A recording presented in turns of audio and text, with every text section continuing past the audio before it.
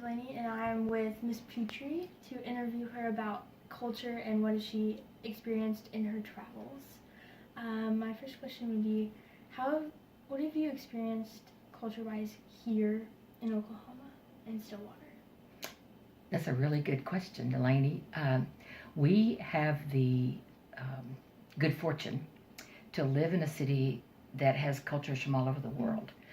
Well more than 100 countries come here all the time. So we get the opportunity to meet people, to hear their languages, to see their clothing, to do things on the campus or in their schools or whatever. And I think that makes us more than an international community. It makes us a multicultural community. And I think that's a good thing for us because we really get to experience the world without having to really spend money and go somewhere. Yeah. You know, it's a nice thing to do. Yeah. Also, for out of Oklahoma, what else have you experienced? One of the things that I was thinking about is both of my parents were born in the South. My dad was born in way South Texas, and my mother was born in Mississippi. And both of them were born in the early part of the 20th century. So life was very different in the South in those days. In the summertime, we would always have big family reunions. And so we would go somewhere and literally sit out in the woods. And in my dad's family, it had been going on for almost 100 years. And they would get together, and the men and the boys would cook all night, like barbecue in the ground, you know, and the women would all be home making, you know, many, many dishes of food and bringing. And we would have boards set out on sawhorses, and the kids would play all day, and the grandparents and the generations would sit and talk. But it was a really neat way to be tied to the older generations because there was always the time during the afternoon when we would get together for the family pictures, you know, and the oldest generations would sit down and the next generations and then the next one, the cousins or whatever. Eventually, as the older generations passed away, we didn't do that anymore, but it was such a cultural thing. It was, you know, you talk about literally sweet tea and Jesus. I mean, that was the South because we were raised on, you know, in church, literally Sunday morning, Sunday night, Wednesday night, and all the other times. And life really centered around the church. And it centered around families and sitting on the back porch or the front porch or the side porch or whatever. And, you know, a sweet tea, always sweet tea, never tea without sugar. But the women prided themselves on their cooking, and the men would be talking about whether literally it was the hunting dogs or something. It was very, very, very almost storybook. And as we grew up, as my generation grew up, which is even, you know, 2 generations from you, and we began to go away to school and things like that, we began to see that there was a whole lot of things different out there than we had been raised with. And then when the generation under us came along, you know, they began to see things. And then, of course, as your generation has come along, you see a totally different thing because we didn't have internet, you know. And I laughed because I was reading something today about a television with 3 channels, and it was black and white, and, you know, no internet. You know, the phone was only one place in the house, and no cell phones. And you can't even hardly believe that, but it was very different. So it's been really neat to see the generations before me, and yet to also be a part of the generation that has come, the generations that have come after me, and I think it's the best of everything. I really do. There's some things that I'm not sorry to say goodbye to in the other generations, but also, there's some things that I see now that I wish kids didn't have to experience as much, but I think that's just all part of where you live and how you live and who you live around and those kinds of things. And like for me, growing up in my generation, even the generation after me, they, like with internet, they know a lot more than even I do. Yeah, they do. And there's just so many other things. And then I know a lot of people going back to like the family reunion things. There's a lot of people that like don't go to those, or their family doesn't have them. And a part of it is that proximity that we lived within. I think we were one of the furthest ones away, and we were like 5 hours from my grandparents. most of the cousins were within an hour and a half from the grandparents. And so when we had one of those, people didn't have to go very far.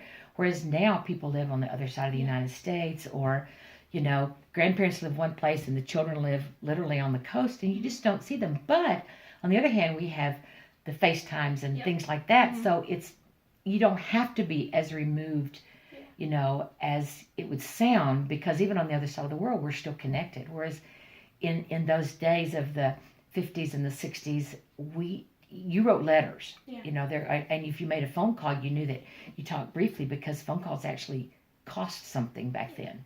Whereas when I called friends, in another country, I don't pay anything for it. I just pick up the phone, pick my phone and just use an internet connection, and we can talk for an hour and a half, and it doesn't cost a penny, which is amazing to think about. Sometimes I think about, if my parents or grandparents were alive today, what would they think about all the things that we have now, instead of just what the world was like to them. Be very surprised. Yeah, I can't even imagine. I've seen phones, like older phones, but I just can't imagine using one. And especially the dial. How do you do the dial? I have no idea. Go to an antique store sometime and look at one. Yeah, you'll see. I've messed with one before, but I still don't know how to use one. It's okay. And then my next question would be, like, traveling to, like, different countries and all that. What have you experienced with, like, the different cultures? I think the first thing that comes to my mind is just the way people act in different countries. And as I've always told kids in school, for the most part, it's neither right nor wrong. It's just different. And I think we have to be careful when we travel that we don't look at something always through eyes of the nationalism of I'm an American and my country's the best and your country is always second rate. But we have to look at it through the lens of a learner. That when I travel and I don't know about the culture of a place, that I always want to look at it as what is it like here, and how is that like mine? But yet not always be going, oh, well, mine is, and I sometimes have to really consciously not say those kinds of things, because I want to always be asking more questions about a culture than telling someone what mine is like, unless they want to know. And I think for me, that's an important part, because I could talk all day about what my life is like here. Yeah. But if I'm there, I need to know about what their life is like. And even whether it's something like what we eat, or when you sit down at a table at someone's house, or even if you go into their house, do you do something different? Do you take off your shoes? Do you wait until someone asks you to sit down? Do you go on time? Is it okay? In some cultures, it's okay to be an hour, 2 hours late, and you would never apologize. And other cultures, when in our culture, if you are invited over to someone's house to eat, usually pretty soon after you get there, you eat. Yeah.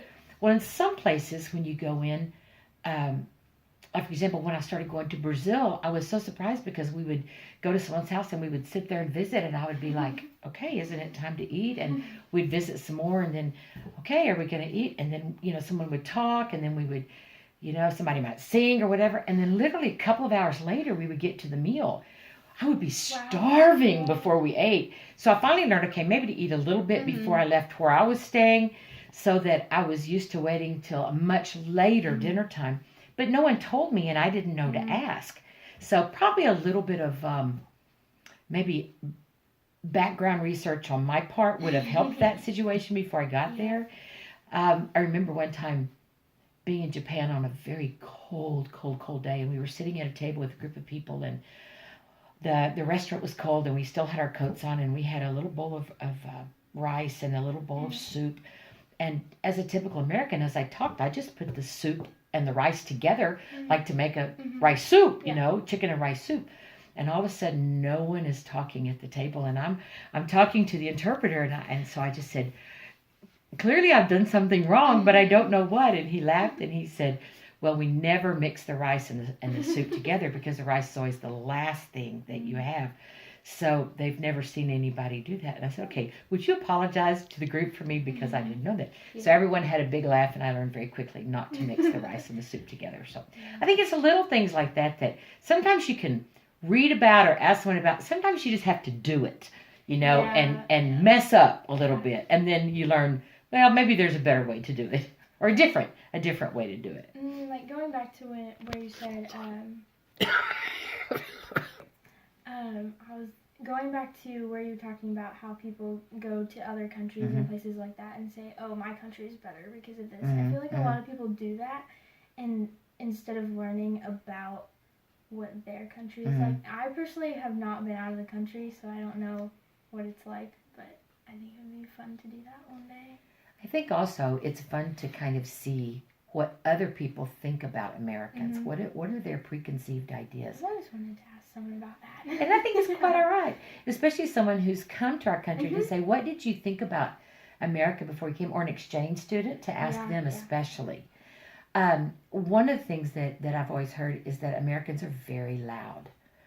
And we have this thing of, if you can't understand my language, if I just say it louder, then you'll understand it. It'd be like someone spoke to you in Chinese and, then they spoke it louder in Chinese, like, oh, now I understand it. Of course not. No.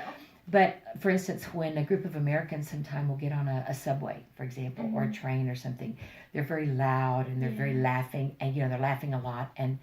And if you just kind of look around, the natives of that country, the citizens of that country don't do that. They kind of mind their own business. If they're talking very quietly. So it's important to me when I'm in that situation on a subway or something, I always like to watch, how do they get on? Do they kind of push to get on? Do they get on and do I need to let someone else sit down? Will someone be offering me a seat? Will someone step back to let someone out? So you try to take your cues, and I think this is an important thing, is you take your cues from the people around you. If you're sitting in a restaurant with a group of friends in another country, maybe just glancing around to see, is it okay? Because in some countries, it's not okay to rest your elbows on the table, for example. Or it's not okay to keep a hand on the table while you're eating. In some cultures, they might tuck a cloth napkin in their shirt, or in other ones, it might be on the table. So you just kind of take your cues from people around you. Also, we always want to be sure that we leave the best impression possible. Not in a fake way, but in an authentic way where we look people in the eyes, we listen to what they're saying without finishing sentences or trying to top their story with one of mine, But learning about the place you're going, not only before, but while you're there. And then when you come home and you think back on now when you're, oh, we do it this way. Oh, remember they did it this way. That it's fun to experience that. And then as you're trying the different foods, you don't ever want to just kind of turn up your nose and, gag. But it's okay to say, I'm really full, or no, thank you, or, just to be polite and at some point stop eating. But sometimes when you're in culture, they just keep putting things on your plate. So you kind of look around and see, well, what does it mean to finish your food here? Do you stop? Do you, But those are kinds of things that keep you from being embarrassed, number one. Or if you do make a mistake, I think it's real important to be gracious about it, not to act embarrassed. Yeah. Just be gracious and learn from it, In the same way, if someone did something, like an example would be if we are at a pizza place and we see someone, maybe who looks like they're from another country, who's eating their pizza with a fork and a knife. And we might laugh at that because usually we don't, we pick up the pizza. But instead of saying that, just, not even to say anything, or just to maybe later say, I learned when I was watching some people eat that in some countries, they eat their food differently than we do. Sometimes, one of the things in Brazil is people put mayonnaise on pizza. Like squeeze mayonnaise. And I've never quite mastered that.